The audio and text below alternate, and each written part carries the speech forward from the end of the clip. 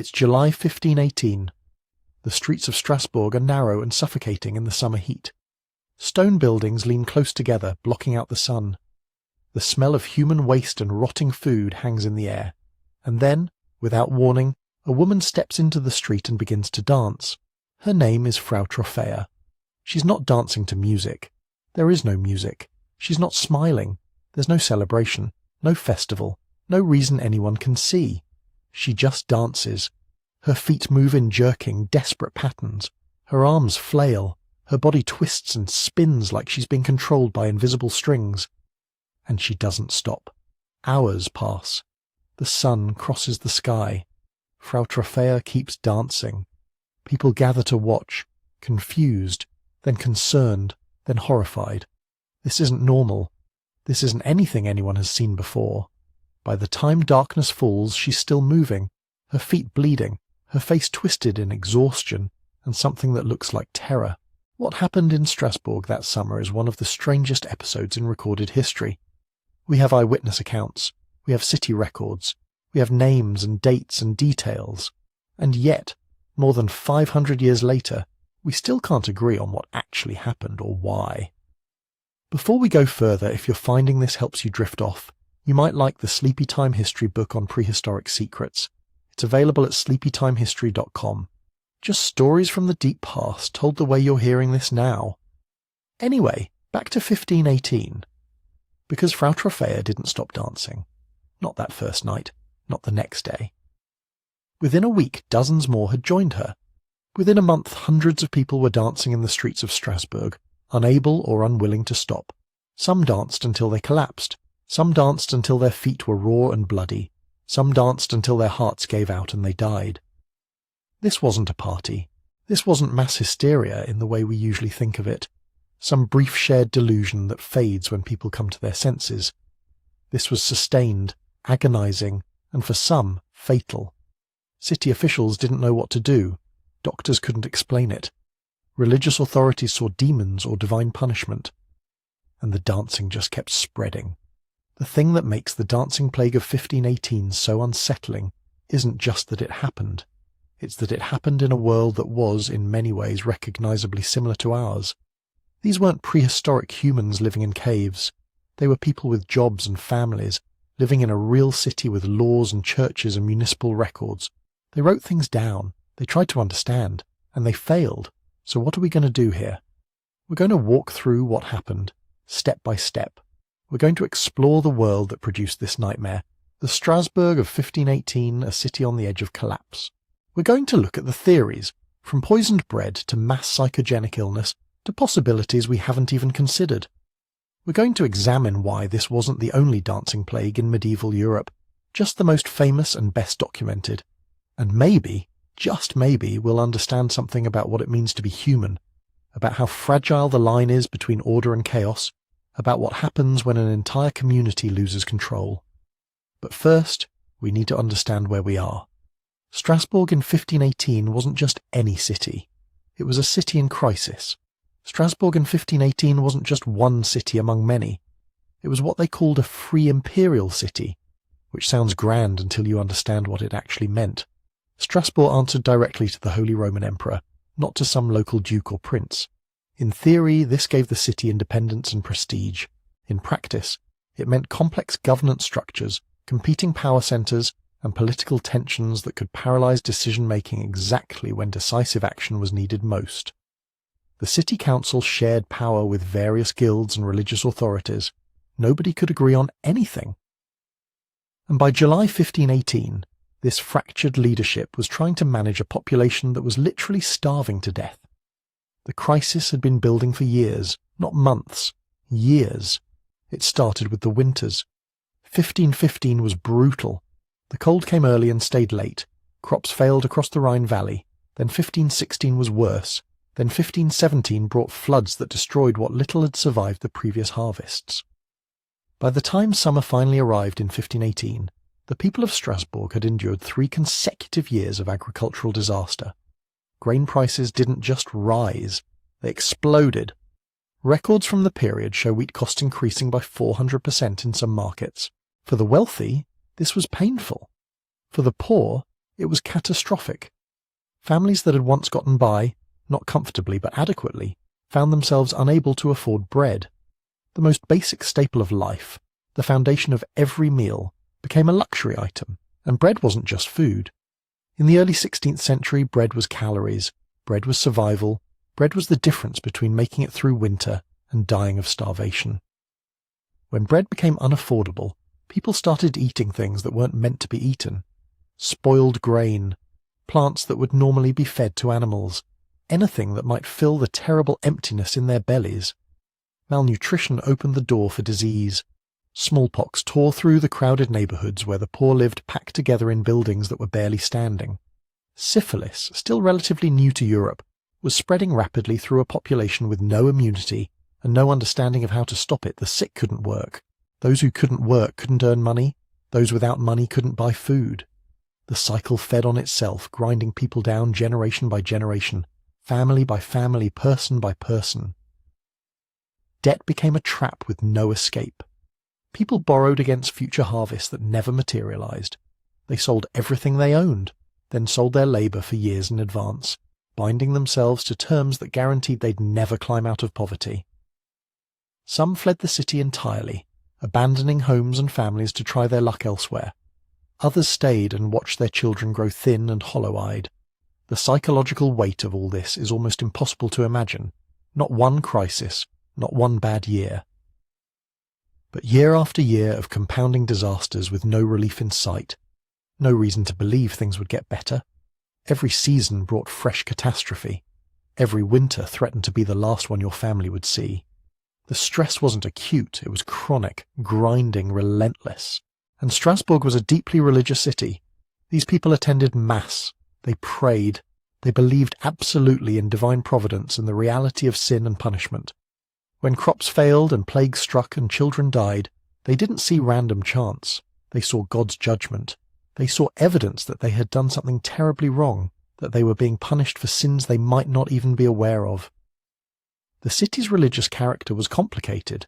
Officially Catholic, but already showing cracks that would soon split open into the Reformation. Martin Luther had posted his theses just months earlier, in October 1517. The ideas were spreading, creating theological debates and religious anxiety that layered on top of everything else. Were the old practices even correct? Was the church itself corrupt? Could salvation even be trusted to the priests and their rituals? Superstition flourished in the gaps where theology couldn't reach. People believed in demons and witches and curses. They believed saints could intervene in daily life. They believed the position of the stars mattered, that certain days were unlucky, that invisible forces shaped their fates in ways they could barely understand. This was the Strasbourg that Frau Troffea stepped into when she began dancing that July morning. A city that had been pushed to the breaking point. A population that had endured years of suffering with no relief. A society where the boundary between the sacred and the terrifying had grown dangerously thin. The stage was set. All it needed was a spark. On or around July 14th, 1518, a woman named Frau Troffea walked into a narrow street in Strasbourg and began to dance. Not at a festival, not at a celebration. There was no music playing, no gathered crowd calling for entertainment. She simply stepped out of her house into the summer heat and started moving. Her feet found rhythm in silence. Her body began to turn and leap and twist in movements that seemed to come from somewhere beyond her control. At first, people probably assumed she was drunk, or mad, or performing some kind of religious penance. Street performances weren't unheard of. People did strange things sometimes, especially in cities as stressed and strange as Strasbourg had become. Maybe this was theatre. Maybe she was making a point about something, protesting in the way that desperate people sometimes do when words fail them. But Frau Troffea didn't stop. Hours passed. The sun moved across the sky. The initial curiosity of neighbours turned to concern. Her husband came looking for her, tried to talk to her, tried to get her to come home. She kept dancing. Her movements weren't joyful. Witnesses who recorded what they saw described her face as anguished, contorted in what looked like pain or terror. This wasn't celebration. This was something else, entirely. We know these details because people wrote them down. Physician notes from the period describe her condition. The city council, already overwhelmed with managing the ongoing famine and disease, had to take official notice. Cathedral chapter records mention the event. Later chronicles compiled from contemporary accounts preserve the basic facts, even if they couldn't explain what they meant. Night fell. Frau Troffea kept dancing. The narrow street where she'd begun must have grown dark, lit only by whatever candles or torches concerned neighbours brought out. You can imagine the scene. The summer air still heavy with heat even after sunset. The sounds of her feet on cobblestones hour after hour. The ragged breathing. The gathering crowd of onlookers, disturbed and fascinated in equal measure. By morning she was still moving. Her feet were bleeding. The simple shoes that 16th century common folk wore offered almost no protection against the constant impact of dancing on stone streets. The skin broke. Blood made the cobblestones slick. Still she danced. Her face showed the strain. Muscles that weren't meant to work continuously for this long began to fail. But whenever she seemed about to collapse, something drove her back into motion. This was not voluntary. Everyone who witnessed it understood that much. This wasn't a woman choosing to dance. This was a woman being forced to dance by something nobody could see or understand. The distinction mattered. It transformed the event from strange street theatre into something genuinely frightening. The authorities didn't know what to do. What could they do? This wasn't illegal exactly. She wasn't disturbing the peace in any conventional sense. She wasn't attacking anyone. She was just dancing. But the wrongness of it hung over the scene like smoke. People who gathered to watch felt it. Something was deeply broken here. Something had gone terribly wrong in ways that defied their categories and explanations. The second day became a third. Frau Troffea's condition deteriorated. You can only push a human body so far. Continuous exertion without rest, without food, without water, leads to systematic breakdown. Dehydration, muscle damage, cardiovascular strain.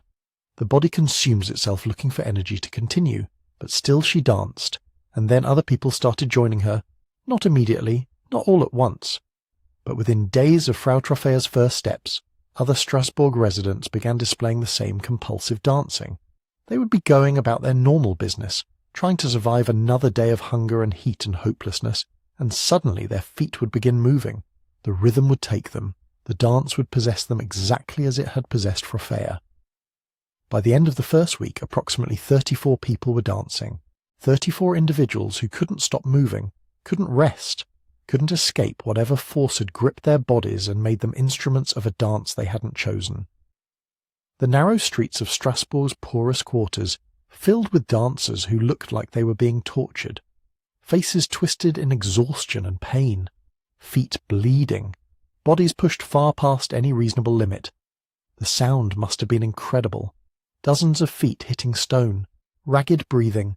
Occasional cries or moans. The summer heat made everything worse. July in Strasbourg could be brutal. No shade in those narrow medieval streets. The sun beating down on dancers who couldn't seek shelter. Sweat-soaked clothing. The smell of unwashed bodies pushed to extremes. Crowds gathered. How could they not? This was unlike anything anyone had seen. Even in a city that had witnessed years of disaster, this was new. This was inexplicable. People watched with mounting horror as their neighbours, their friends, sometimes their family members joined the growing company of dancers. Trying to physically restrain them didn't work. The dancers would fight against restraint with desperate strength, would return to dancing the moment they were released. The city's fractured authorities began arguing about what should be done. Religious leaders saw demonic possession or divine punishment. Physicians saw a medical condition they couldn't diagnose. City councillors saw a public order problem that was rapidly spiralling beyond their control. Everyone had theories, nobody had solutions, and the dancing continued. The summer heat pressed down. The dancers spun and leaped and suffered in the streets, and Strasbourg, already pushed to its limits, had to confront the possibility that something impossible was happening within its walls. The plague was just beginning. Within a month, the number had exploded to somewhere around 400 dancers. 400. Let that number settle for a moment. This wasn't a handful of disturbed individuals anymore. This wasn't something the city could isolate or contain or dismiss as isolated incidents of madness. 400 people, all seized by the same compulsive movement, all trapped in the same inexplicable dance that wouldn't let them rest. Now we need to be careful with that number. 400 comes from later chronicles compiled years after the events. Some contemporary records suggest slightly lower figures. Others imply the number might have been even higher at the peak. Medieval record-keeping wasn't precise, especially during crises when the people who normally kept records were overwhelmed just trying to manage immediate disasters. But every source from the period agrees on the basic scale. This was massive.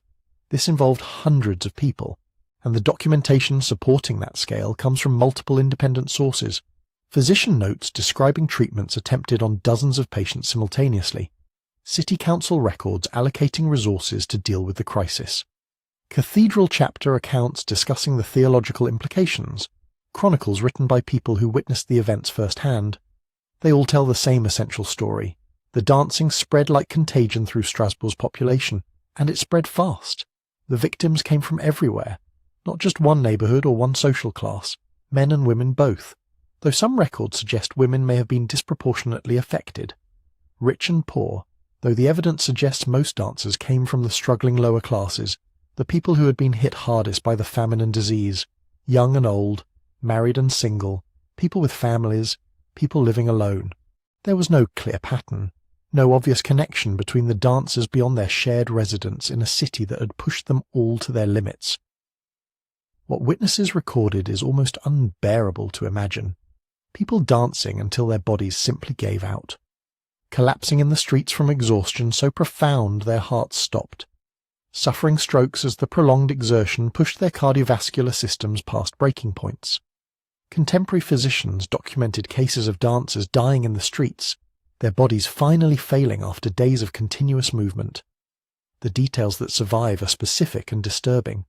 Dancers whose feet had worn through the skin entirely, leaving bloody footprints on the cobblestones.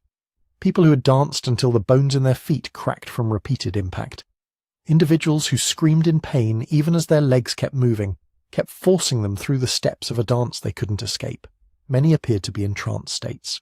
Their eyes were open but unfocused, looking at something nobody else could see. When people tried to speak to them, the dancers often didn't respond. Or they would respond but seemed confused, disoriented, as if they were experiencing reality through some distorting filter that separated them from everyone around them. Some dancers begged for help. These accounts are particularly heartbreaking. People crying out for someone to make it stop, pleading with observers to do something, anything, to end the compulsion that held them.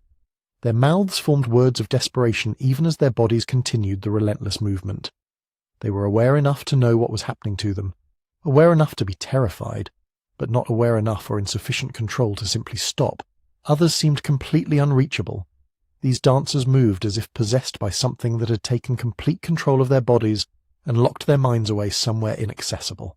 People who knew them would call their names, grab their shoulders, try to break through whatever barrier separated the dancers from normal consciousness. Nothing worked. The dancers would stare through them, or past them, or at them without recognition, and keep dancing. The variety of presentation suggests this wasn't one simple phenomenon. Different people seemed to experience the dancing differently, even as they were all trapped in the same basic compulsion. Some remained partially aware. Others disappeared entirely into the dance. Some fought against it constantly. Others seemed to surrender to it, letting their bodies do whatever the invisible force demanded. City authorities were documenting everything as best they could under impossible circumstances. They needed to understand what was happening, needed to find patterns that might suggest causes or cures. But the documentation also reveals their growing panic. These were officials trained to handle conventional problems: crime, disease, economic disruption, resource allocation during famine. They had procedures for those situations, categories, established responses. This fit none of their categories. This was people dancing themselves to death in the streets, and nothing in the administrative handbook covered dancing plagues. The records show them grasping for explanations, cycling through possibilities, rejecting theories as quickly as they formed them, because nothing quite fit what they were witnessing. The numbers kept climbing.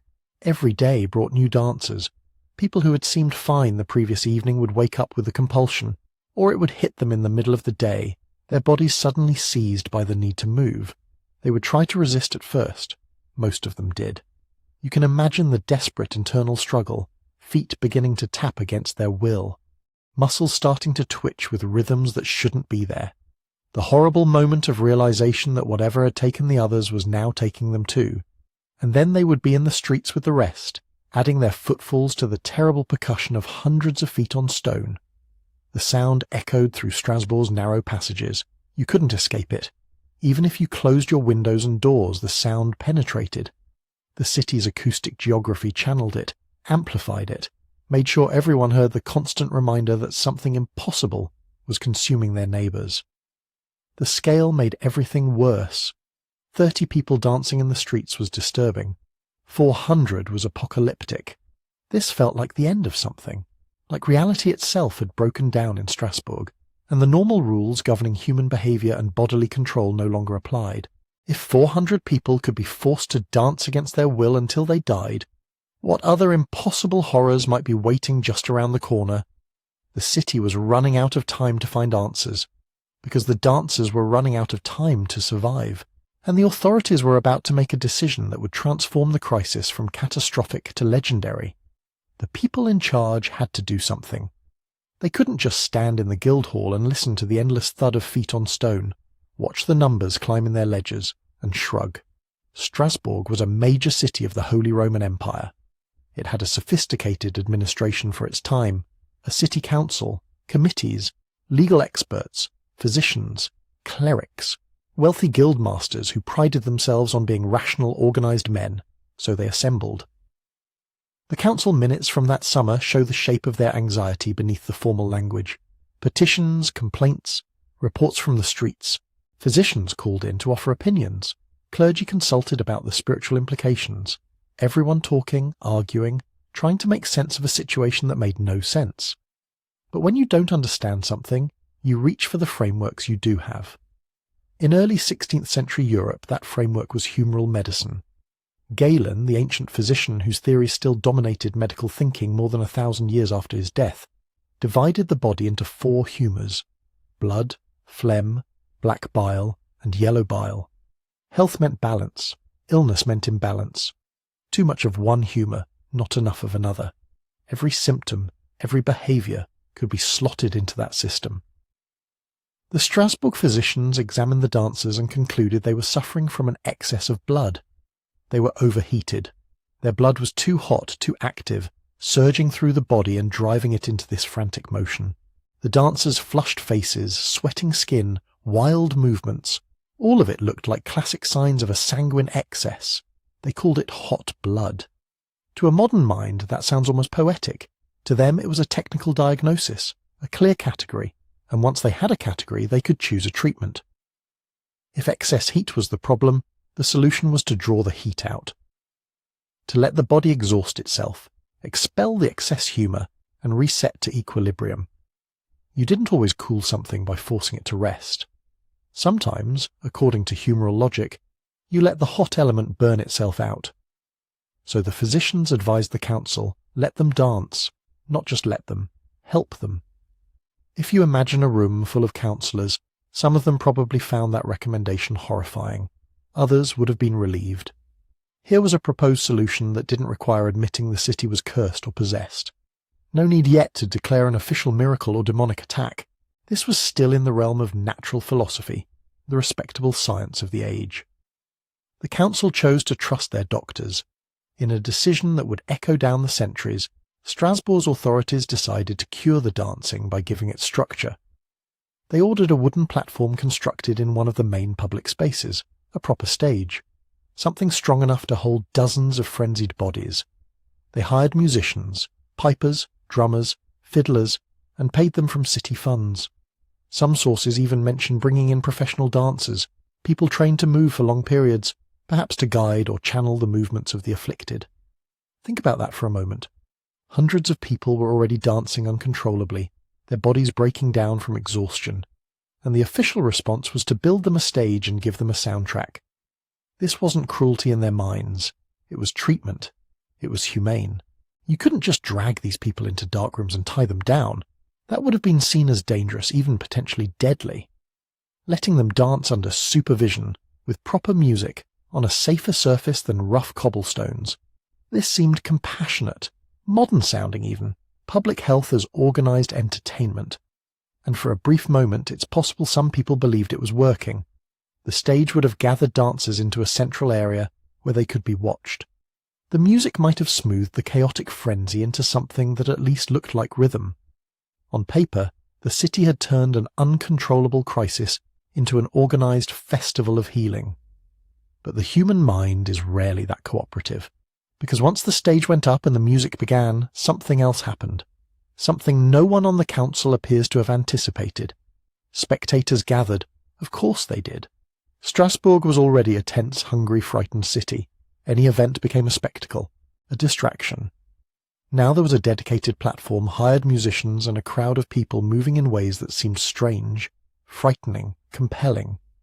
People came to watch, to pray, to gossip, to stare. And in that crowd were individuals who had been sleeping badly for months, who had lost children to disease, who were behind on taxes, who had gone hungry all spring, who had whispered to their neighbours that maybe God was angry, that maybe the city had done something terribly wrong. They stood at the edges of the makeshift dance floor, hearts racing, breathing shallow, watching bodies fling themselves through space, watching people whose minds looked just slightly out of phase with reality. The music hammered at their ears. Feet pounded the stage. Dust rose. Prayers mixed with shouts and sobs. Some of those spectators started to feel strange. The chroniclers don't give us psychological detail, but modern readers can imagine it. The anxiety of seeing your neighbours trapped in a horror you don't understand. The fear that it might happen to you. The way your brain, primed by constant stress and religious expectation, begins to interpret every twitch, every stray thought, as a sign. And then, for a certain number of people, the line between watcher and participant simply vanished. They stepped forward.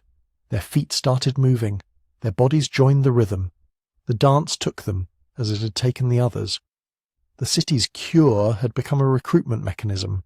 The sources are clear that the crisis intensified after the authorities began encouraging the dancing. More people joined. The spectacle escalated.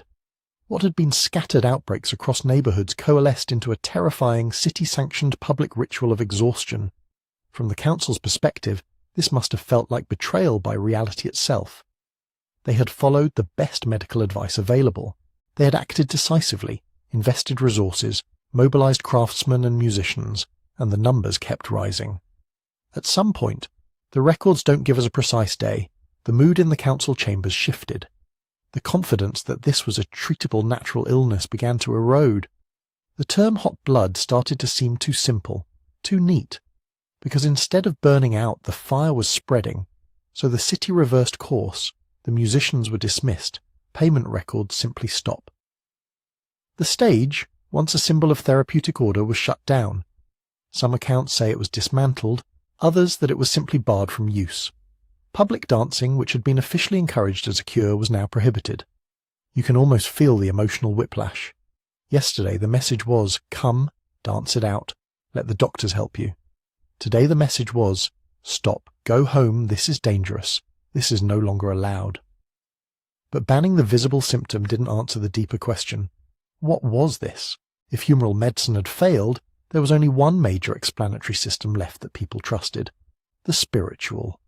As confidence in the natural remedy collapsed, the authorities began to listen more closely to the clergy and the popular stories circulating among the laity. Reports had already been spreading that some of the dancers claimed to be cursed, that they saw visions, that they believed themselves under the power of a saint known to punish the sinful with involuntary movement. And one name came up again and again in the local religious imagination, Saint Vitus. The council's next decision would mark a turning point in the entire episode, a move away from trying to treat the dancers as patients and toward treating them as pilgrims, away from the city and its failed stage, toward a mountaintop shrine where the problem of the dance would be handed over to a very different kind of authority. Saint Vitus had been dead for more than 1,000 years by the time the first dancer stepped into the streets of Strasbourg. According to Christian tradition, he'd been a boy in the early 4th century, somewhere in the eastern reaches of the Roman Empire, a child martyr under the persecutions of Diocletian, one of those saints whose biographies are more legend than history, filled with miraculous healings, confrontations with pagan authorities, and an unwavering faith that ends with torture and execution. But the bare bones are simple. Vitus refused to renounce his Christianity. He was arrested, tortured, and eventually killed. In the centuries that followed, his cult grew. Relics were carried from place to place. Churches were dedicated in his name. Stories accumulated around him. Stories of protection. Stories of punishment. By the late Middle Ages, in the lands along the Rhine and beyond, he had taken on a very specific role in the religious imagination. Saint Vitus became the patron of those who could not control their own movements. Convulsions, tremors, seizures, jerking limbs, strange involuntary dances, anything that made the body move without the person's apparent consent could fall under his domain. In German there was even a phrase for it, Saint Vitus Tanz, Saint Vitus's dance, a label that centuries later would be borrowed by physicians for certain neurological disorders. To modern ears, that might sound like a metaphor. For people in 16th century Strasbourg, it was a living category of experience, a way they already understood the world before Frau Troffea ever took her first step. If you lived in that region, you had heard stories of people on the road to the shrine who suddenly began to twitch and whirl as if an invisible hand had seized their joints, stories of groups struck by a strange dancing affliction until they made a vow to Saint Vitus, or until a priest anointed them in his name, stories of families who had offended the saint by breaking a vow, by mocking a procession, by neglecting his feast, and whose children then developed uncontrollable movements. In this universe of meaning, saints weren't only gentle intercessors, hovering like kindly grandparents over the faithful. They were powerful patrons with tempers. In popular piety, a saint could be offended. A saint could withhold protection. A saint could, in some cases, actively punish. This wasn't seen as cruel. It was moral logic projected onto the supernatural. If you thought of God as a just ruler, you thought of saints as his local magistrates. They rewarded obedience. They disciplined disobedience. They defended their honour. They could be turned to in crisis, but they could also be the source of the crisis if someone, somewhere, had broken the unwritten contract of devotion and respect. So when Strasbourg's medical framework faltered, when hot blood no longer felt like an adequate explanation for men and women collapsing in the streets with bloody feet and haunted eyes, minds turned instinctively toward that other framework, the spiritual one, in which a saint's wrath was as real as summer heat. Chroniclers tell us that by late July and August, more and more of the afflicted were saying it outright. They believed themselves to be under St. Vitus's curse. Some claimed to see him in visions. Others said that certain movements, certain twisting, stamping gestures, were happening because the saint compelled them. We can't know how literally they meant this, whether they truly saw a figure or whether they were reaching for the only language that fit their experience. But in a city saturated with his reputation, the association felt natural enough that the council took it seriously. If the doctors could not cure the dancers, perhaps the saint who had cursed them could. Outside the city, on a rise known as Hallucinate, there was a shrine dedicated to St. Vitus. It wasn't a grand pilgrimage centre on the scale of Rome or Santiago, but it was known, a place of local devotion, a spot people visited when they had strange ailments, convulsions, or fears of enchantment. The council decided that the dancers should be taken there. The language of the records shifts. No longer patients to be managed within the city walls, they became pilgrims to be escorted to a holy place. The authorities arranged transport. Some of the weakest were carried on wagons. Others stumbled along the road, still jerking and swaying, surrounded by attendants and clergy. At Hohenstein, a ritual awaited them. The chroniclers describe it with a few stark details, and those details are telling. The dancers were brought into the shrine and anointed with holy oil. They were given shoes. Not just any shoes, but red ones, and led in a circuit around a wooden image of St. Vitus. Imagine that scene, but not as spectacle, as therapy, in the language of the time. Holy oil was a standard tool in late medieval Christianity, used in sacraments, used in blessings, used in healing. To have oil traced on your forehead, on your chest, on your limbs, was to be marked as someone under divine attention. The priests would have prayed as they anointed, asking Vitus to break the curse, to redirect his power from punishment to protection. The red shoes are stranger to us because their symbolism isn't spelled out in the texts. But colour was rarely accidental in medieval ritual. Red could mean blood, passion, life, the Holy Spirit. It could also mean danger, fire, the intense presence of the sacred. Putting the afflicted into red shoes might have been a way of marking them out as people in a special liminal state, neither simply sick nor simply well, undergoing something, passing through something. Shoes themselves mattered too. Feet were how you touch the world. In many traditions, new shoes for a pilgrimage signalled a new start, a step away from the sin or misfortune that had brought you to the shrine. Giving dancers who could not stop moving a fresh pair of shoes, blessed and coloured, could be read as a symbolic reset, a way of saying, walk differently now, move differently now, move under the saint's guidance, not against it. Then there was the circling, led around a wooden effigy of Saint Vitus, not once but repeatedly. The dancers' chaotic movements were folded into a controlled ritual motion.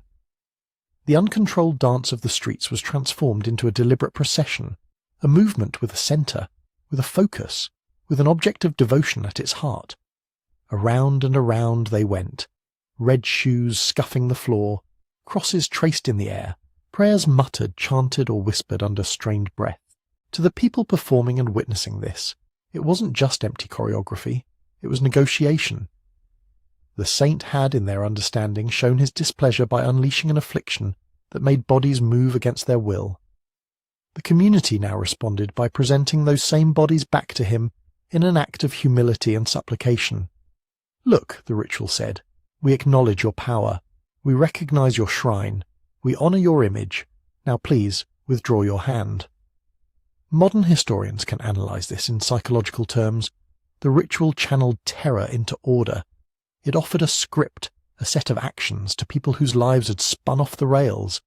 It gave them something to do, a story in which they were not just victims of random misfiring nerves or collective panic, but participants in a meaningful drama between heaven and earth.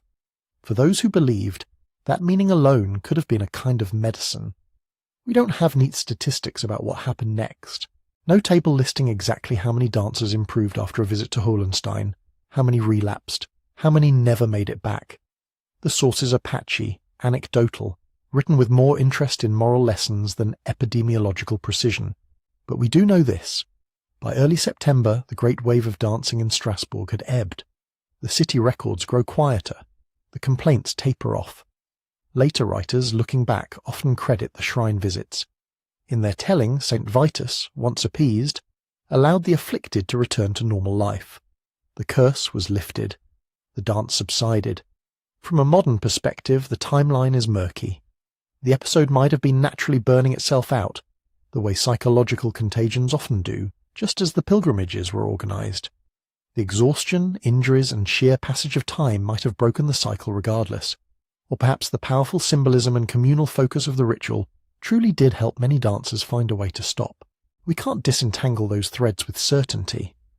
What we can say is that, in the minds of the people who lived through it, the story ended not with a medical cure, but with a saint. Saint Vitus, whose name had become synonymous with convulsive movement, had been both the imagined source of the horror and its hoped-for remedy. His shrine on Hohenstein stands at the hinge of the narrative, where Strasbourg turned from stages and musicians to oil and red shoes, from the city square to the wooden image on a hill. And the strangest part is that, for many, this pattern would have felt familiar. Because this was not the first time people in Europe had turned to St. Vitus, when bodies began to dance beyond their control, nor would it be the last. This was not a new story, dropped suddenly into the world in the heat of 1518. It was an old story, already worn smooth by retelling. A pattern that had surfaced again and again along the rivers and roads of Central Europe, long before Strasbourg's councillors found themselves staring out at a square full of swaying bodies.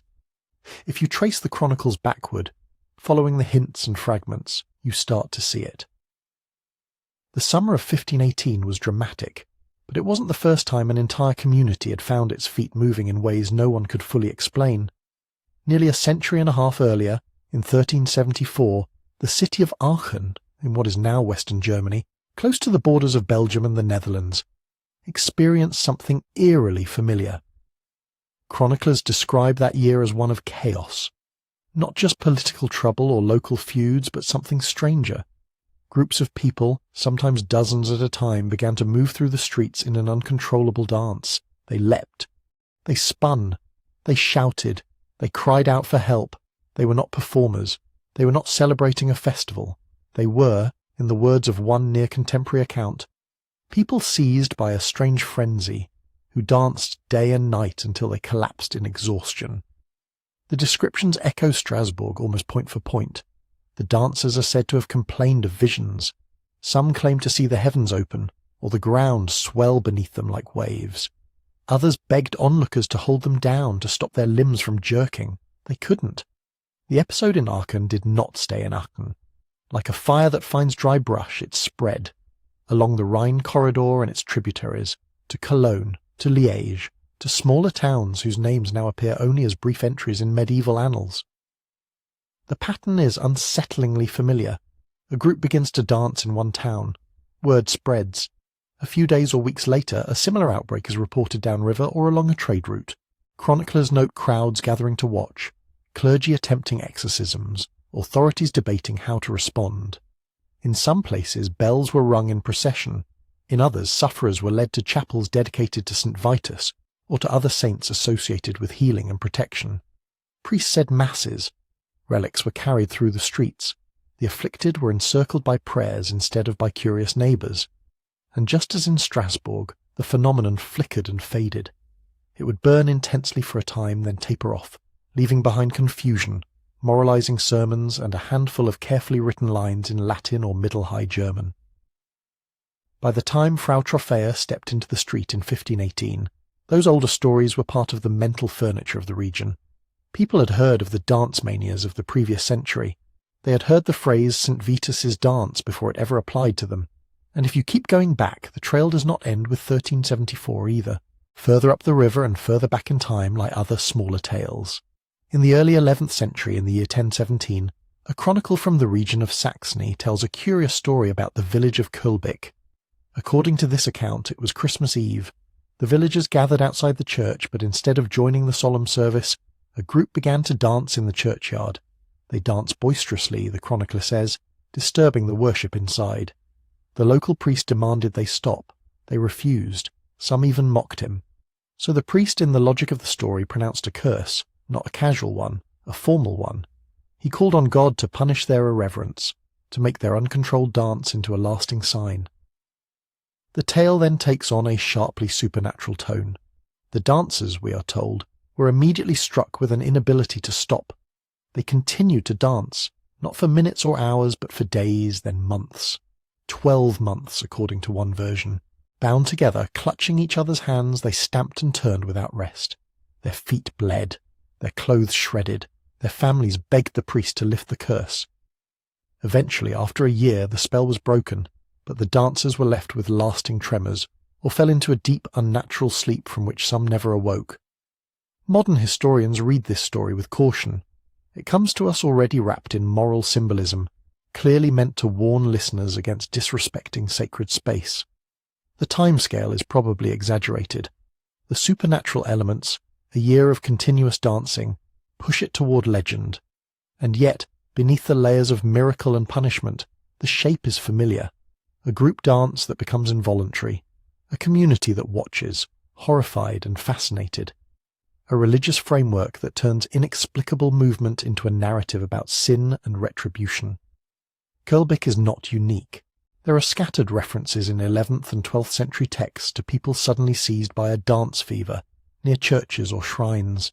They are brief, sometimes only a line or two, enough to suggest that later outbreaks were not entirely unprecedented. When you lay all these episodes side by side, Kölbik in 1017, the scattered medieval anecdotes, Aachen and its neighbours in 1374, Strasbourg in 1518, another pattern emerges: geography.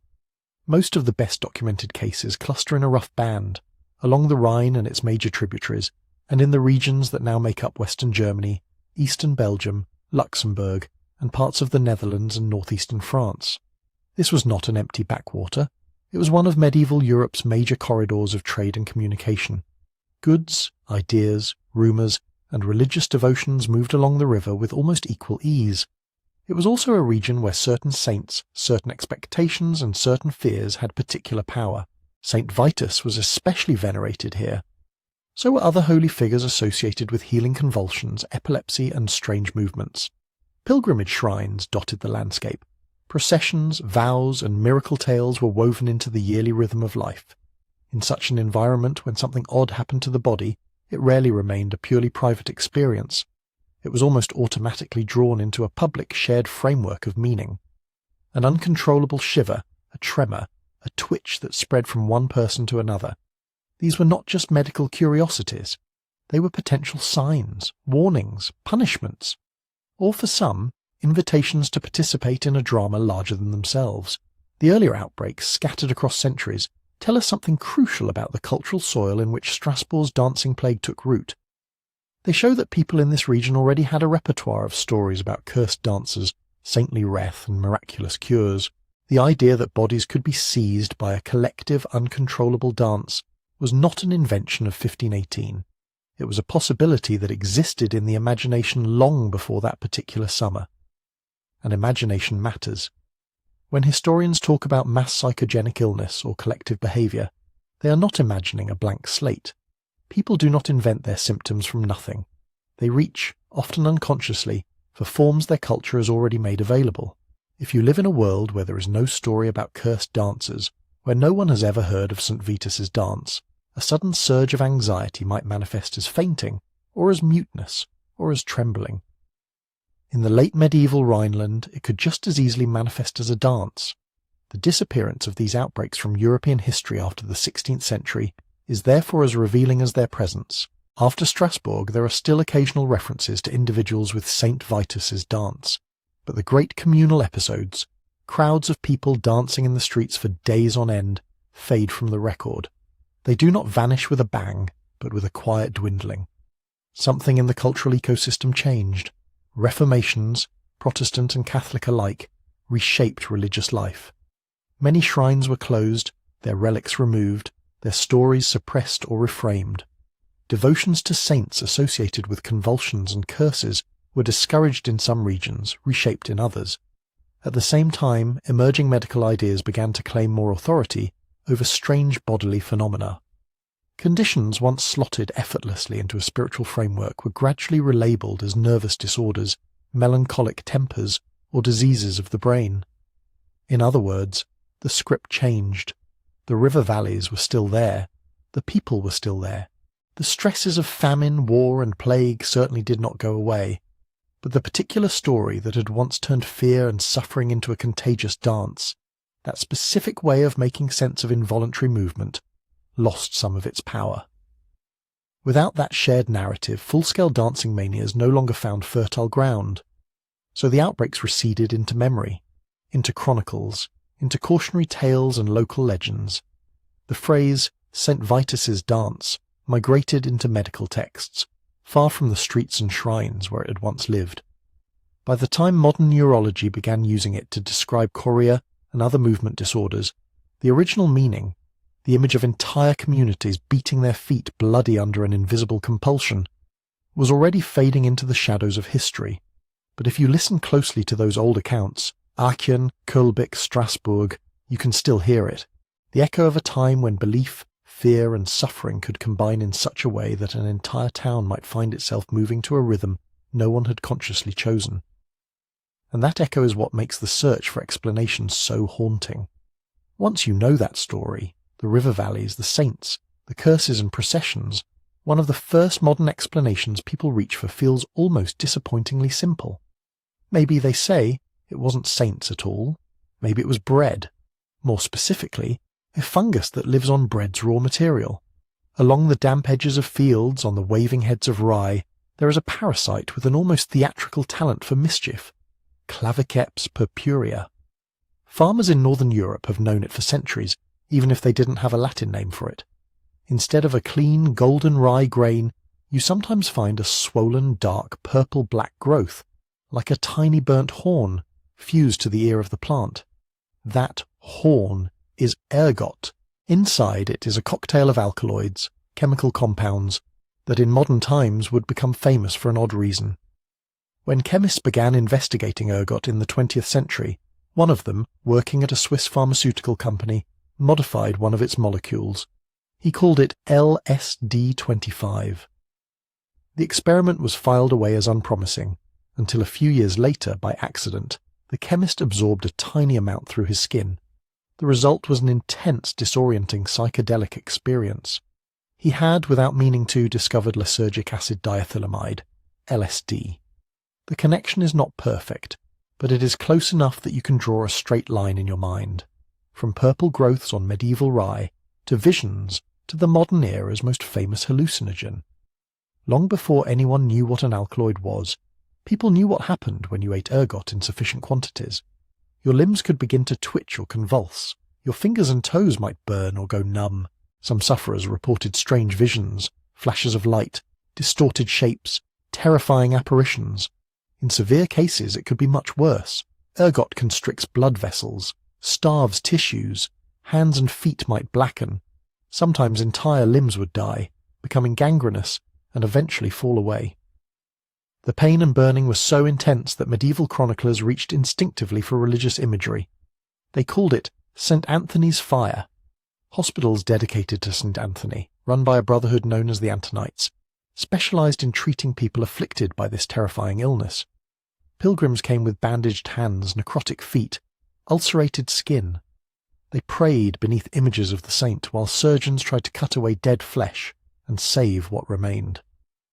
When modern researchers looked back at those descriptions and at the chemistry of ergot, they began to wonder, could a more moderate convulsive form of ergotism, not the full devastating gangrenous type, have been behind some of the medieval dance fevers?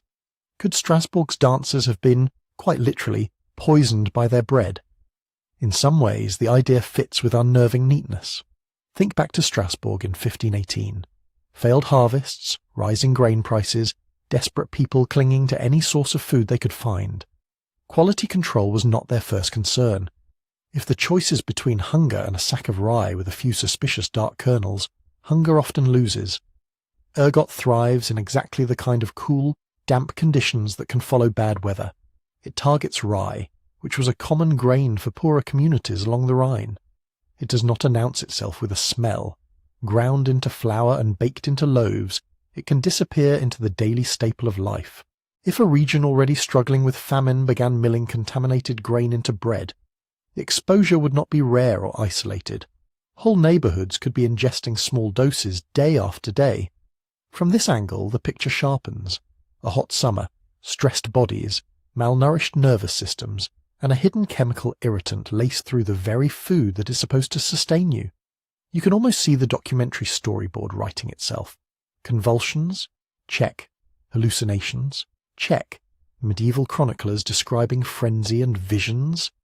Check. A historical illness literally called St. Anthony's fire, in an age when saints were already part of the vocabulary for strange bodily events. For a time, this ergot theory became a favourite.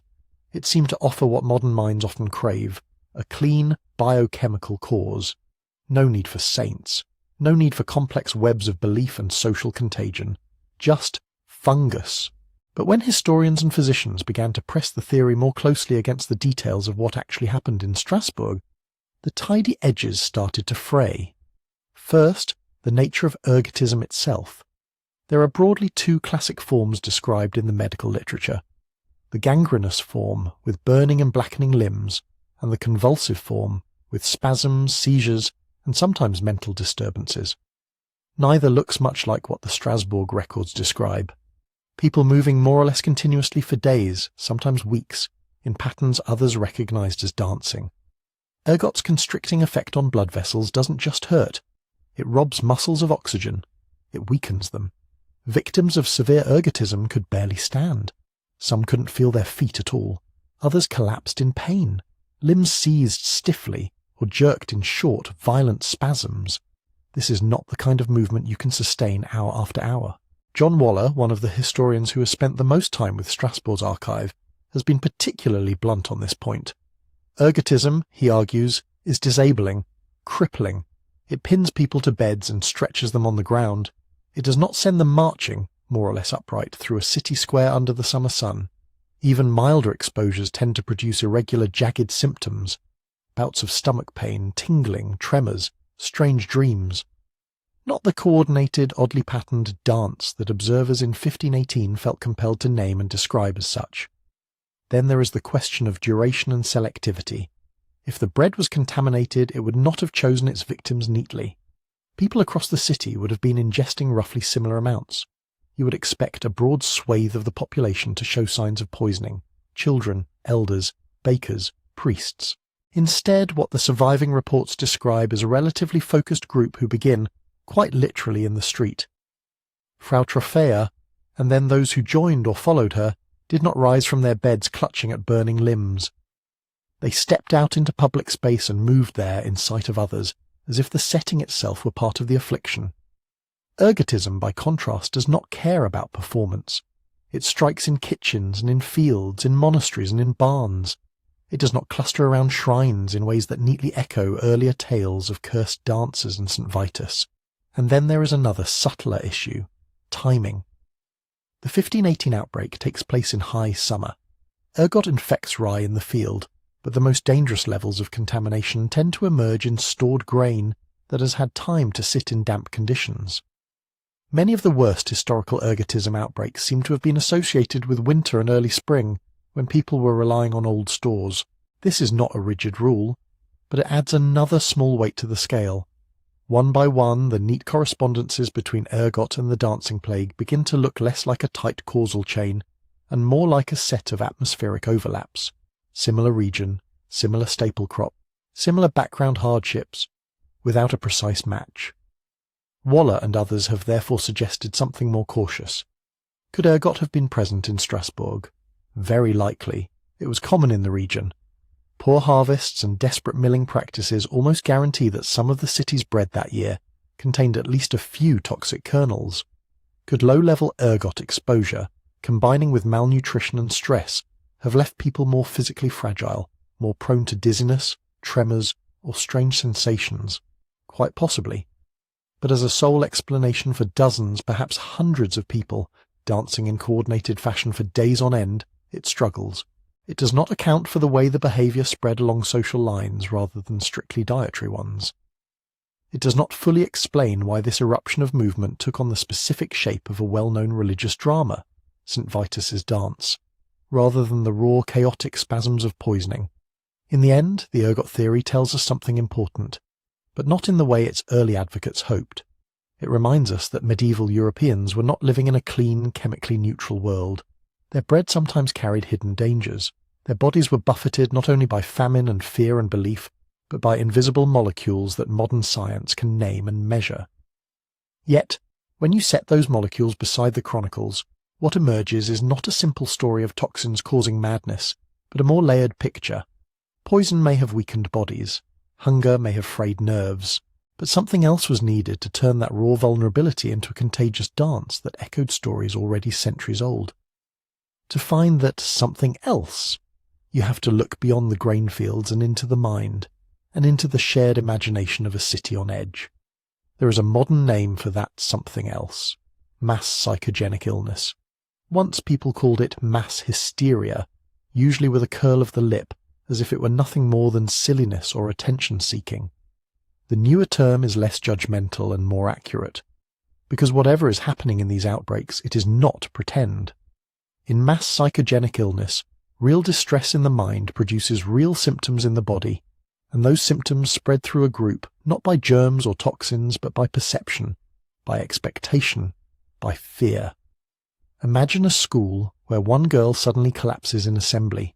She feels dizzy, her heart is pounding, she can't catch her breath. Teachers rush to her aid. Her classmates watch, anxious, whispering. A few minutes later, another student sways and sinks to the floor. Someone else starts to hyperventilate. Within an hour, half a dozen students have been carried to the nurse's office. Doctors test the air. They test the water. They look for gas leaks, strange chemicals, anything that could be making children faint. Again and again, they find nothing. What they do find, when they look more closely, is a pattern they now know well. A vulnerable group, already under pressure, exam stress, social tensions, strict rules, a frightening episode in public. The sudden, alarming idea that there is something in the air, or something is wrong with our bodies. And then, within that charged atmosphere, one person's symptoms become a kind of template. The mind, exquisitely tuned to danger, begins scanning the body for any sign that matches the threat it expects. A flutter in the chest, a moment of light-headedness, a tingle in the fingers. Sensations everyone has from time to time, usually ignored, now leap into focus. I feel it too. The more people say it, the more others start to notice their own versions. The result is a wave of entirely genuine fainting, trembling, nausea, paralysis, coughs, you name it, without any physical toxin to blame. This is the basic architecture of mass psychogenic illness, a triggering event, a community under strain, a shared belief about what is happening, and bodies that, without conscious fakery, begin to enact that belief. Historian John Waller thinks Strasbourg in 1518 fits this pattern almost eerily well.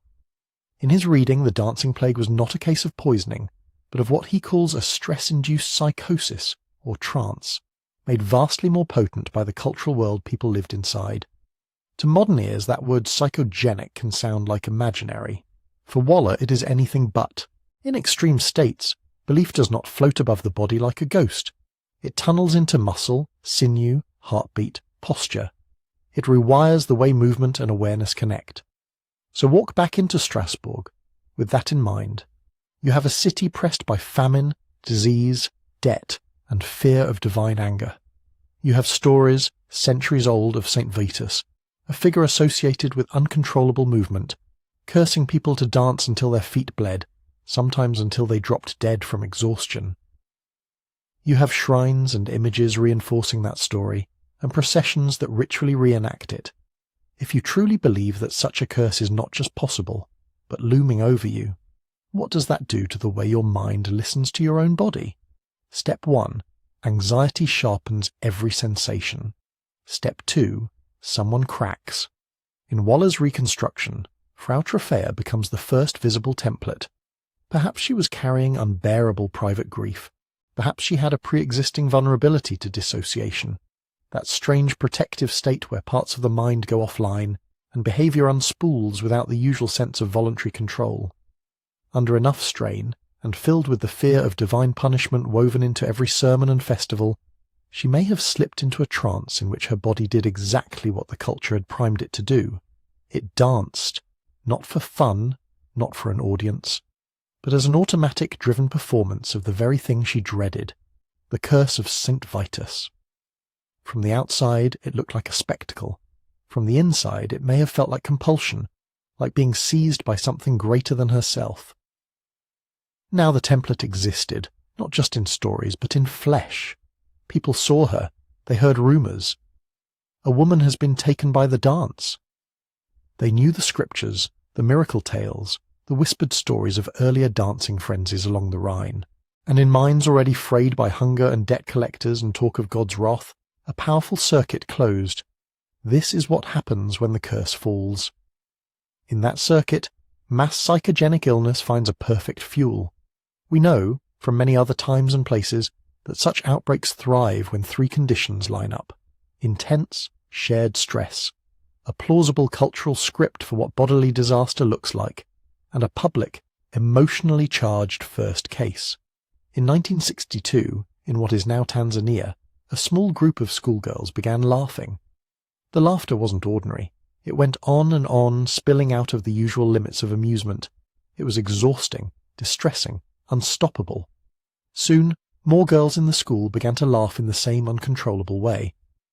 The episode persisted for months, jumping from one school to another, eventually affecting hundreds of people.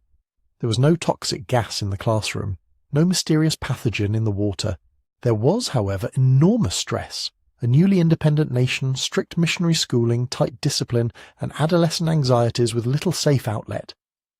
The outbreak became known as the Tanganyika laughter epidemic, and it is now one of the clearest modern examples of mass psychogenic illness, taking a distinctly performative shape. A movement, a sound, a behaviour repeated and amplified across a community. In other places the shape has been different. Fainting epidemics in factories, where workers collapse one after another after rumours of a contaminant spread. Clusters of young people in the same town developing tics and jerking movements, diagnosed as conversion disorder, a condition where psychological conflict is expressed as real neurological symptoms.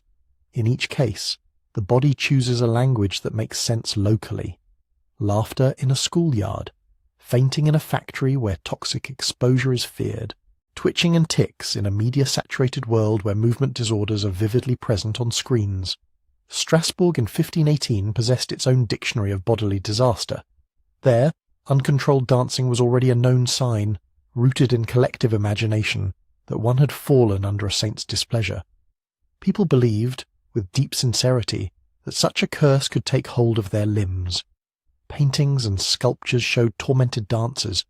Pilgrimages promised relief.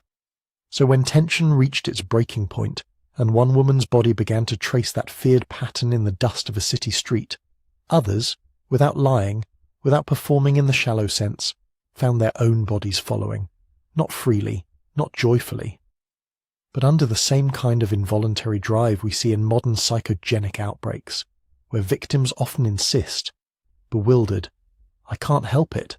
My legs just go. My chest just tightens. It just happens." Waller's central claim is that Strasbourg's dancers were caught in a collective trance, a web of expectation, fear, and neurological susceptibility that made the dance as real and as physically exhausting as any toxin could have done. Their hearts pounded, their muscles burned, some collapsed, injured or dead. And as with ergotism, you can imagine lower-level contributions from malnutrition, from minor illnesses, from bad air. Bodies worn thin are easier for the mind to commandeer. But the driving engine in this view is belief under pressure. This theory does not answer every question. It cannot reconstruct in perfect detail what any one dancer saw or felt. It relies on analogies to later, better documented episodes. It draws on medical concepts, dissociation, conversion, psychogenic illness, that were not named for centuries after the plague itself. Yet for many historians and physicians it currently fits the evidence more snugly than fungal toxins or exotic infections. It explains why the behaviour spread along lines of sight and rumour rather than evenly through the population. It accounts for the way the affliction mirrored a pre-existing religious script rather than random convulsions. It makes sense of the selective vulnerability, why some broke into dance while others, sharing the same bread, did not. Most importantly, it reminds us that minds, especially minds joined together in a culture of shared stories, can be as powerful as any chemical agent in shaping what bodies do. In Strasbourg, in that relentless summer, the power of belief did not stay politely in the realm of thoughts and prayers. It spilled into streets, into muscle memory, into the pounding of bare feet on hot stones. The curse, if there was one, did not have to come from a saint. It could rise from within, from imaginations trained from childhood to expect that, in times of great sin and suffering, bodies might begin to dance themselves toward ruin. And yet even this most persuasive modern account leaves space at the edges, space for other factors, space for questions we may never fully answer. To explore those, you have to turn to the smaller, stranger theories that have gathered, like onlookers at the edge of the square, around the dancers of 1518. Not everyone is satisfied with a story that begins and ends in the mind. For as long as people have tried to explain the Strasbourg dancers, other possibilities have hovered nearby, half in shadow, half in light, offering different ways to read the same frantic footsteps. One of the oldest alternative ideas is that at least some of the dancing was not an illness at all, it was a choice. Not a simple, casual choice like deciding to waltz at a festival, but a deliberate ritual act in a world where the boundary between protest, worship and despair was dangerously thin. Imagine for a moment that beneath the language of plague and curse, there is something more like a movement. We know that in late medieval Europe, people sometimes used public displays of piety as a kind of shield and a kind of weapon. Flagellants marched through towns whipping themselves, demanding repentance from corrupt authorities. Processions, vigils, and walks to shrines could carry quiet undercurrents of anger and demand. Some historians have wondered whether the dancers of 1518, consciously or not, were using the language of Saint Vitus to say something their mouths could not safely speak. To the city council that had failed to feed them, to the wealthy who hoarded grain, to church officials who preached charity and practiced usury. If you live in a society where open rebellion is treason, and where the only legitimate way to gather in the streets is for worship, then worship itself can become a kind of protest. A line of bodies, moving in defiance of ordinary work rhythms, refusing to return quietly to fields and looms, might serve as a visible accusation, Look what your world has done to us. Look how broken things have become. In this reading, some of the dancers might not have been victims seized against their will, but participants in a ritualized form of complaint, perhaps begun in sincerity, then overtaken by genuine trance, then folded back into the official story as a plague, once the authorities decided it was a problem to be managed. There is no direct document that says the dancers were protesting. Medieval chroniclers rarely spoke that plainly about popular resistance, but the possibility lingers, a reminder that ritual and rebellion often share a stage. From there, the theories get stranger. In the 19th and early 20th centuries, a few scholars proposed that behind the dancers lay secret sects, fringe religious groups that practiced ecstatic movement as a path to God. They imagined half-hidden brotherhoods and sisterhoods moving along the Rhine, remnants of older, perhaps even pre-Christian traditions. Groups who believed that to whirl, to stamp, to move until the self dissolved was to touch the divine. We know that Europe did harbour unusual religious movements, the Brethren of the Free Spirit, the flagellant confraternities, groups accused of heresy for claiming direct contact with God outside the Church's control, and there are modern analogues in other cultures. Sufi orders that spin in controlled whirl, Pentecostal congregations that sway and fall under what they experience as the Holy Spirit, Afro-Atlantic religions where drumming and dance open the way to spirit possession. So some have wondered, could Strasbourg's outbreak be a distorted echo of such a group? A ritual that spilled out of its usual boundaries, or was deliberately carried out in public, then later recorded by hostile observers as plague, madness, curse. The evidence here is thin, more atmospheric than solid. We have no membership lists, no manifestos. But hints of association between Saint Vitus cults and marginal religious practices have led a few authors to sketch a picture of quasi-organised ecstatic fellowships, forever just out of reach in the records. Perhaps they suggest not everyone in that crowd was equally bewildered. Perhaps a core of dancers knew exactly what they were doing, even as others were swept along by fear and suggestion. Then there is the most sceptical line of thought of all, that nothing in Strasbourg was quite as big or as mysterious as later storytellers made it. In this view, there was some unusual dancing to be sure, perhaps a dozen people at once, perhaps a few dozen, scattered over weeks, perhaps a handful of genuine medical cases. But medieval chroniclers loved a marvel. Numbers swelled in the telling. Dozens became hundreds. Hearsay became fact.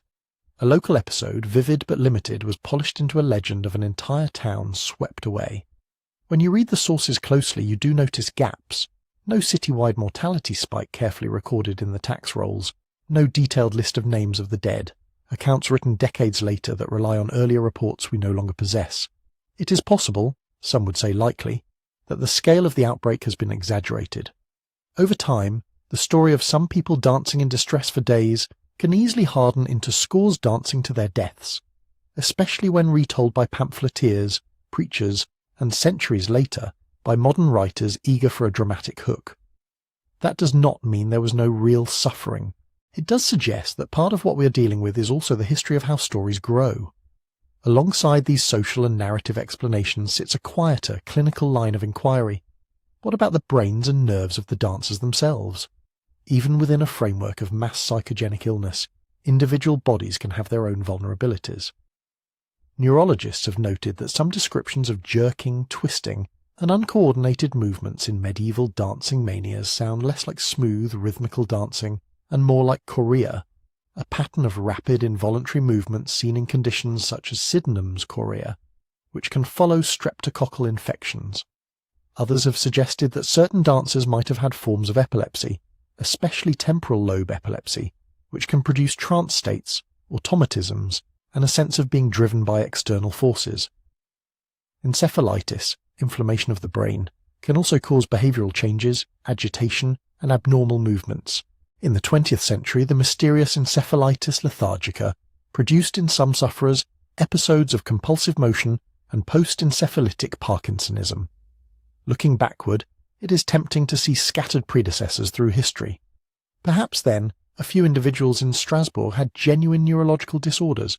Their movements, frightening and hard to interpret, might have provided vivid models for others to imitate unconsciously, or to project their fears upon.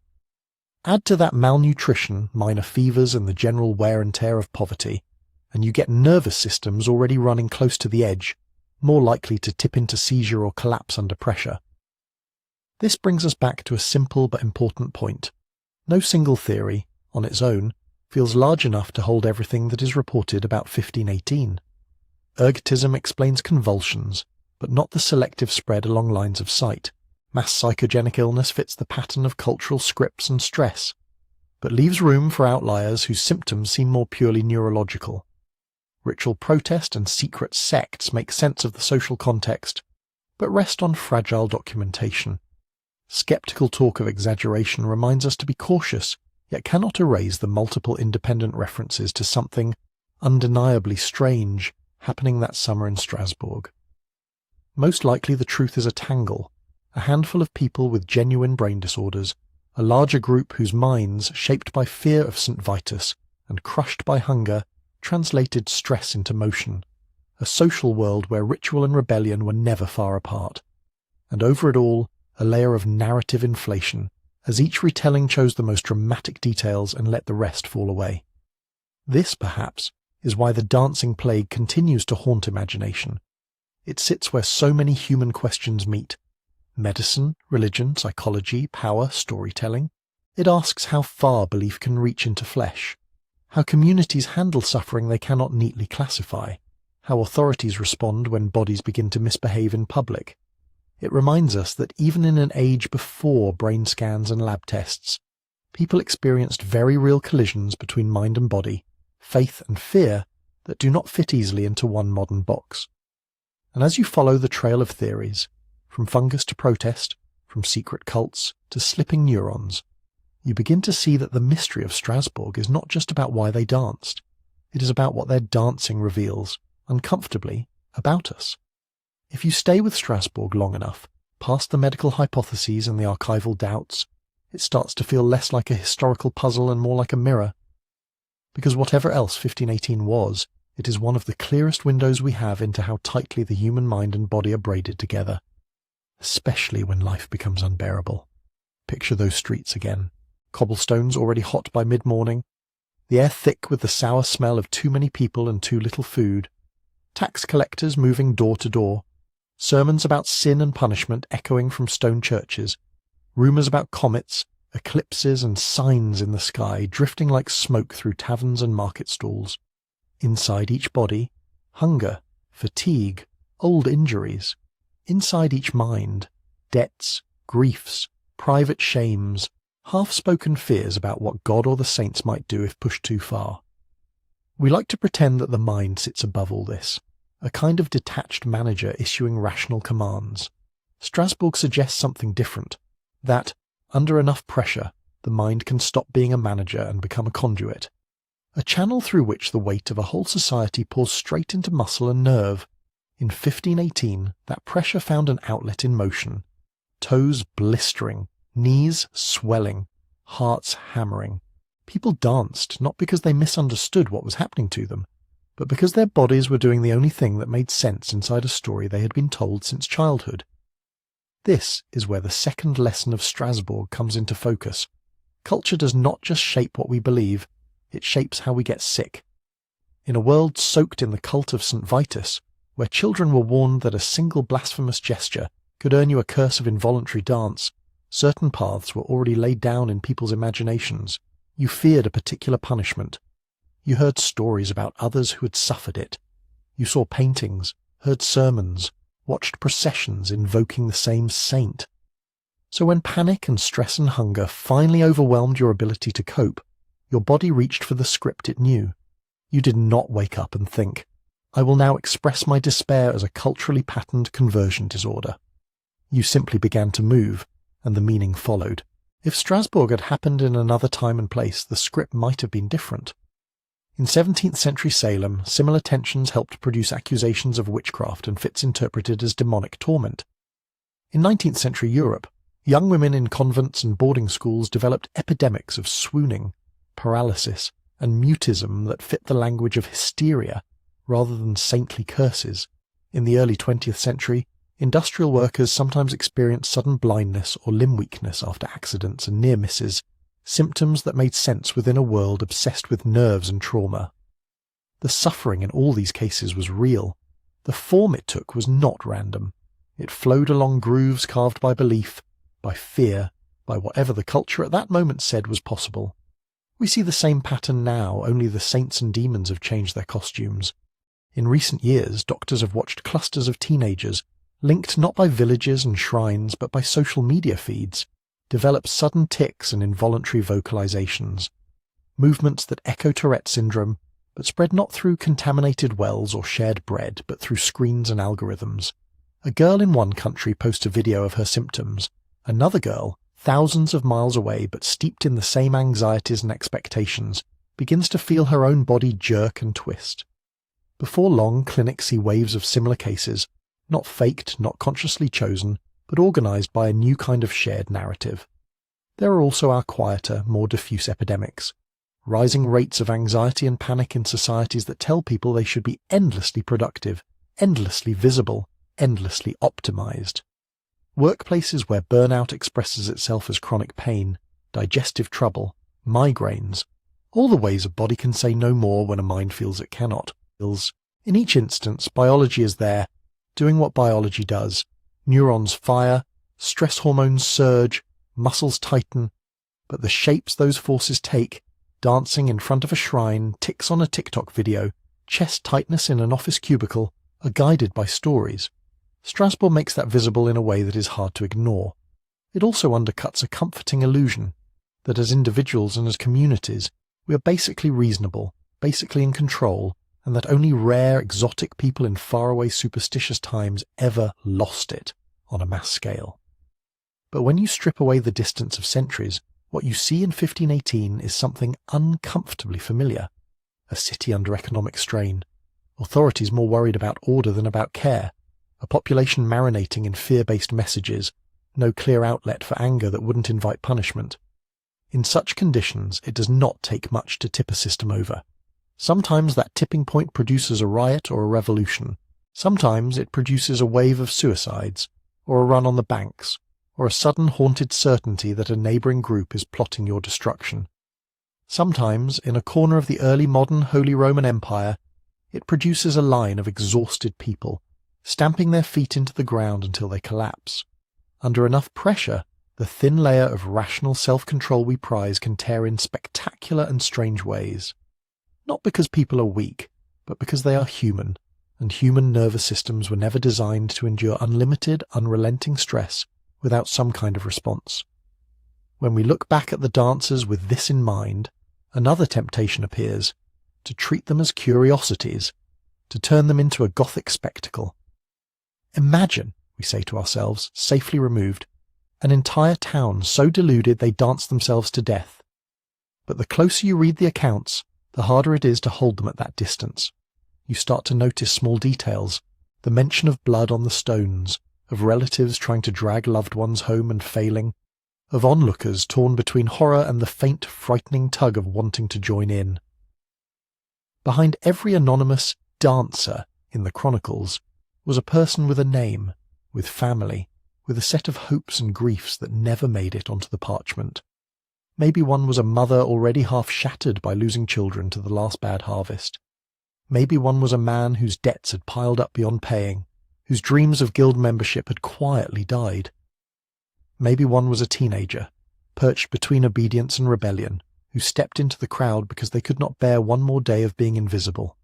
To them, whatever mixture of belief, panic, trance, and physiology was at work, the experience was not a metaphor. It was a prison. Their legs burned. Their hearts raced. They begged for it to stop. When it did not, the only explanation available was the one their world had prepared. A saint's anger. A curse fulfilled. A divine lesson written in cramps and contortions. If Strasbourg teaches anything, it is that when a community's surface finally cracks, what spills out are very real human beings, not symbols, and that the line between them and us is thinner than we like to think. There is one more thread running through the story, one we rarely name outright: trust. The dancing plague did not happen in a vacuum. It unfolded in a city where trust in institutions was already frayed. where the poor had little faith that the council would protect them, where religious comfort was mixed with threats of punishment, where neighbours watched one another warily, aware that a wrong word could mean trouble. In such a place, when fear hit, there were few safe shoulders to lean on. Imagine how differently the summer of 1518 might have gone if Strasbourg had been a city where grain was shared more fairly, where authorities were known to listen before they punished, where clergy preached less about wrath and more about compassion, where people believed deep down that when they broke they would be held. Perhaps there would still have been some unusual illness. Perhaps a few individuals would still have slipped into states we would now recognize as neurological or psychiatric. But would dozens, maybe hundreds, have been swept along? Would the movement have spread as easily from body to body, from mind to mind, if there had been stronger nets of care and less background terror? We cannot know. What we can say is that Strasbourg's ordeal points, quietly but insistently, toward the importance of what we now call collective mental health. Not just therapy rooms and diagnoses, but the everyday conditions that determine whether people feel basically safe in their world. Do they have enough to eat? Do they trust the people who govern them? Do they have ways to express anger and grief that do not require disguising it as madness, or miracle, or curse? When those foundations erode, bodies start to speak for us in ways we cannot easily predict or control. The dancers of 1518 did not choose their script. They inherited it. They lived in a world that gave them Saint Vitus and curses instead of trauma and stress responses. We live in a world that gives us brain chemistry and algorithms and economic anxiety. Different vocabulary, same underlying fragility. Seen from this angle, the strange procession through Strasbourg streets is not just a medieval oddity. It is a warning and a plea. A warning that no society is so advanced, so rational, that it cannot find itself suddenly watching its own citizens do things that seem inexplicable, even to themselves, and a plea to build worlds, in our cities, our schools, our workplaces, our online spaces, where people have other options when the weight becomes too much. Places where fear does not have to borrow the language of plague, or saintly wrath, or uncontrollable motion to be heard. Because if the dancing plague tells us anything about being human, it is this: our bodies will find a way to express what our minds cannot bear to say aloud. The only question is whether anyone will be listening before the dance begins. By late summer, the music in Strasbourg had faded. The guildhalls went back to arguing over taxes. The preachers found new sins to thunder against. Merchants returned to weighing grain and counting coins. Somewhere in the city records, a clerk underlined a final note about the dancing sickness, and then moved on to the next problem. The streets where feet once pounded day and night grew quiet again. We don't know what became of Frau Troffea. The chronicles that so confidently name her at the beginning fall strangely silent about her at the end. She slips back into the crowd, her brief, terrible prominence swallowed up by the anonymity of history. Maybe she recovered fully, her body finally still, her name never again worth writing down. Maybe she limped for the rest of her life, a private reminder of a summer when her legs stopped belonging to her. Maybe, when rumours later drifted through the city about other strange events in other places, she listened a little more closely than most. However her story ended, the city went on. Children were born who had not seen the dancers, only heard older relatives speak of that year. In low voices, craftsmen repaired the same cobbles that had been darkened with blood. New troubles arrived, fresh crop failures, new edicts, different fears. The dancing plague became what so many human disasters become once they are over, a story. And yet, if you follow that story carefully, from a single woman stepping into the street to dozens, then hundreds, and finally back down to silence, a pattern emerges, a real event witnessed, recorded, argued over, born from an extraordinary tangle of hunger and heat, terror and theology, rumour and ritual, shaped at every turn by what people believed the body could do, what they believed the saints might demand, what they believed God might permit. It didn't happen because medieval people were uniquely fragile or foolish. It happened because they were exquisitely responsive to the world they lived in, just as we are to ours. Tonight, as you lie there listening, some part of your own nervous system is doing something similar, taking in the pressures of your time, its expectations, its worries, its invisible storms, and deciding quietly how your body will carry them. Most of the time, That dance is too small to see, a shift in breathing, a clenched jaw, a heart that beats a little faster than it needs to when the phone lights up. Every once in a very long while, in a city like Strasbourg, it spills into the open and becomes something no one can ignore. If this journey through 1518 has kept you company, helped your thoughts slow down, or given you a different way to think about your own restless nights, you can help this little community grow. You can tap like or leave a comment.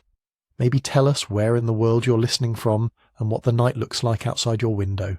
You can subscribe so the next story is waiting for you the next time you can't quite sleep, and share this with someone else who might need a softer kind of history. And if your curiosity is still awake, even as your body gets heavier, there's more to explore beyond this one strange summer. At sleepytimehistory.com there's a Sleepy Time History book waiting. A slow, deep wander through prehistoric secrets, through the long ages before cities and saints and cobblestones. It's written to be read the way you're listening now, gently at the edge of sleep, letting vast stretches of time wash over you until your own worries feel a little smaller.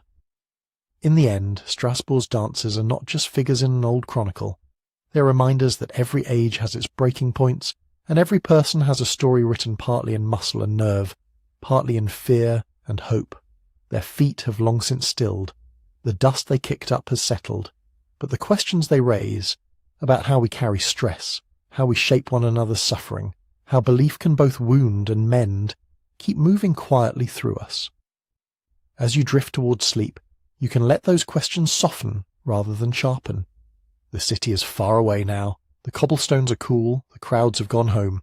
Somewhere, the last echo of a long-ago footstep fades into the night air, and you're left with your own breathing, your own heartbeat, your own body choosing in this moment to rest instead of dance. Let the story close its eyes. Let your thoughts grow slower and softer and fewer.